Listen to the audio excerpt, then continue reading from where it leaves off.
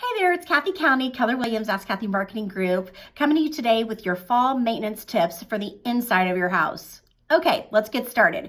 Number one, go down and check your furnace and your water heater and make sure that you don't have a lot of storage items really close to it. It needs to be able to breathe, and you also want to make sure that if it's gas, it's able to vent. So make sure it has plenty of room around it. Secondly, while you're down there, make sure that you change your filters. Okay? Next, we want to also I highly recommend that you have a heating and cooling company come over and look at your furnace before winter. If it's going to break down, it's going to break down the night before Thanksgiving when you have 26 guests coming the next day. And you're going to be one of 20 people on the list at the heating and cooling company. So get in there, have them come take a look at it, get a preemptive strike. Believe me, you will thank me later. From personal experience.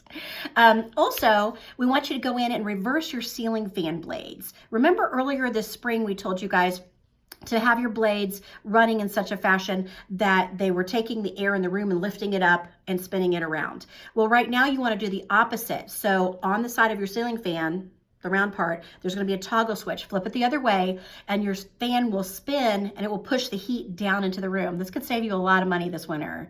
Which I would love for you. Also, check your sump pump, make sure everything's good on it. Is the battery backup working? If you don't have one, you might want one. Just make sure all that water's routing away on the outside of the house too. And then lastly, check your smoke detectors and your carbon monoxide detectors.